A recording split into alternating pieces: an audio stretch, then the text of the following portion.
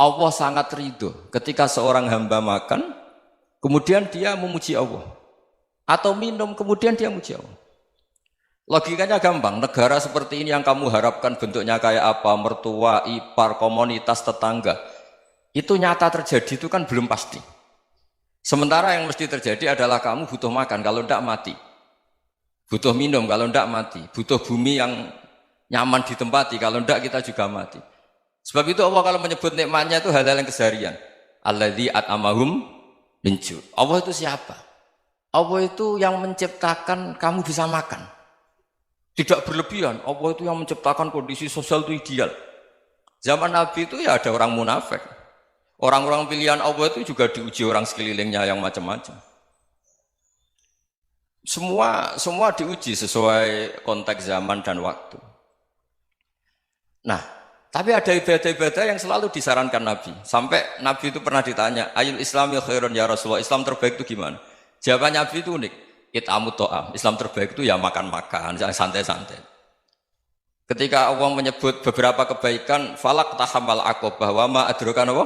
Mal aqobah. Terusannya apa? Fakku rokobah. Terusannya apa? Au it'amun fi yaumin di masubaya. Atau acara makan-makan itu juga Islam. Kenapa? Ya bayangkan kalau tidak ada makanan, kita mati kan?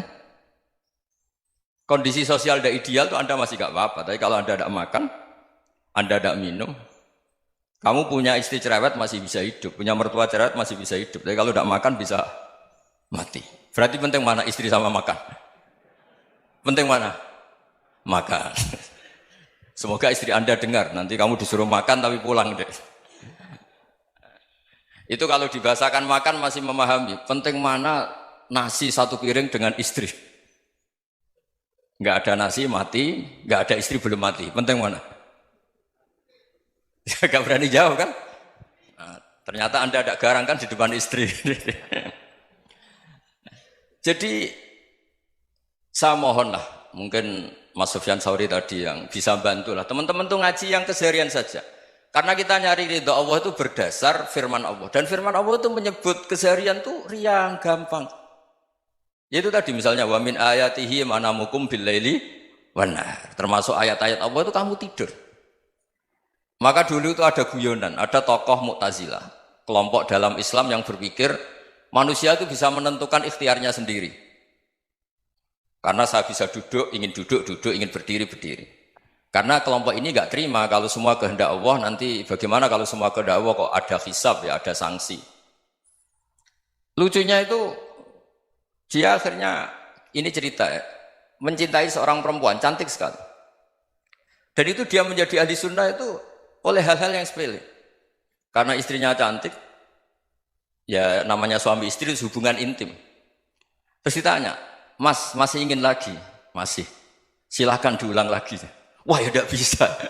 Katanya manusia bisa menentukan yang diinginkan. Itu tobat itu. Itu nggak bisa ditobatkan Mas Sufyan Ats-Tsauri. Orang cantik yang mudah nobatkan orang itu orang cantik. Segampang itu. Akhirnya kita tahu, makanya kalau dalam kitab Hikam itu disebut al-aqil mayyakul madza yaf'alu wa hubi wal ghafil mayyakul madza af'al. Orang yang punya akal karena sadar ini wilayah Allah, semua milik Tuhan. Itu dia tiap hari berpikir, besok Allah akan melakukan apa terhadap dunia ini. Kamu merencanakan sesuatu mau plesir, ternyata gempa. Mau wisata ke Rusia, ternyata perang. Kamu tidak pernah tahu apa yang akan terjadi besok. Wa ma tadri nafsum madza taksibu ghadan. Tapi anda semua kita ini sering punya jadwal permanen. Makanya saya kalau diundang siapa saja, sana takdir. Yang jelas Gus ini acara penting. Ya masih acara penting nak pangeran ngersakno piye? Kok ape dadi pangeran? Kamu kok mau jadi Tuhan? Itu kadang ya kiai. Penting Gus acara ini jenengan harus memastikan bisa. Loh kamu itu yang ngajarin tauhid, sesuatu itu biadillah kok bilang-bilang apa pasti. Kalau maksa terus tak tobatkan loh kamu kata saya. Ya kalau gitu Gus bilang insya Allah. Wah itu hati saya, fisik saya, roh saya sudah bilang insya Allah. Tidak usah kamu latih kata saya. Nah hal-hal tauhid keseharian itu gampang sebetulnya. Wal ghafil yaqulu madza af'al. Tapi orang yang lupa Allah dia setiap hari bilang besok apa? Kita bisa melakukan apa? Seakan-akan dia itu aktor, dia penting, dia subjek permanen, dia. Padahal kita ini hanya objek kehendak Allah Subhanahu wa taala. Karena kita yakin sesuatu yang terjadi di alam raya ini kita tidak bisa apa-apa. Makanya saya sering ngaji, sering bilang saya, ketika Anda mensifati Allah, Dia yang menghidupkan. Sudah itu tanamkan, sehingga ketika kita mati, santai saja. Kenapa santai? Allah punya cara menghidupkan kita. Zaman kita hidup juga gak tahu caranya ngelola jantung, ngelola paru-paru. Kamu juga gak tahu ngelola oksigen yang tidak beracun, tidak ngandung polusi. Tahu-tahu hidup. Gak ingin tua ya tahu-tahu tua. Gak ingin mati tahu-tahu mati. Selama ini kita hidup juga gak tahu apa-apa sebetulnya. Hanya gaya tok, punya jadwal, punya planning. Kalau kamu bisa menentukan pilihan Anda, pasti Anda istrinya cantik, 4 neriman semua, kona'ah semua. Nyatanya enggak kan? Ada 1 jelek, cerewet. Oh itu kan, nyatanya enggak bisa apa-apa Anda kan? Dan kamu bawa mati lagi. Itu kan, istri Anda juga gitu, punya keinginan, punya suami yang ganteng, yang jabat, yang neriman, yang enggak poligami. Ya enggak kesampaian juga. Kalau kita ngitung tingkat kegagalan kita itu gagal terus. Ya kan? Nah, terus ingat Allah, madza yaf'alu Allahu bi. Orang yang punya akal selalu berpikir Allah itu menghendaki apa terhadap saya. Lalu sama-sama orang ngelihat orang yang serius, itu kata Anda itu pemikir berat, serius. Senang punya tokoh yang merengut karena kamu anggap serius.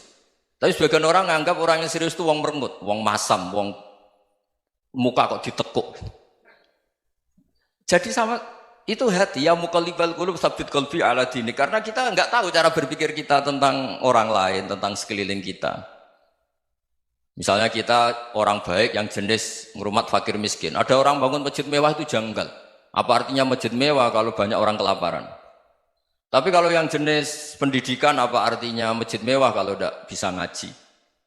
Nanti yang jenis infrastruktur apa artinya ini kalau semuanya punya sudut pandang yang berbeda-beda. Dan Islam mengapresiasi semua kebaikan. Tapi katakan semua kebaikan itu adalah kehendak Allah Subhanahu wa taala. Karena apapun baik Anda itu pakai fasilitas yang diberikan oleh Allah Subhanahu wa taala. Sehingga ini yang disebut kulillah sumadarhum fi khawdihim yal'abun. Ya kembali tadi ke tema-tema bahwa keseharian Anda ini sudah Islami. Saat Anda tidak bisa melakukan apa saja.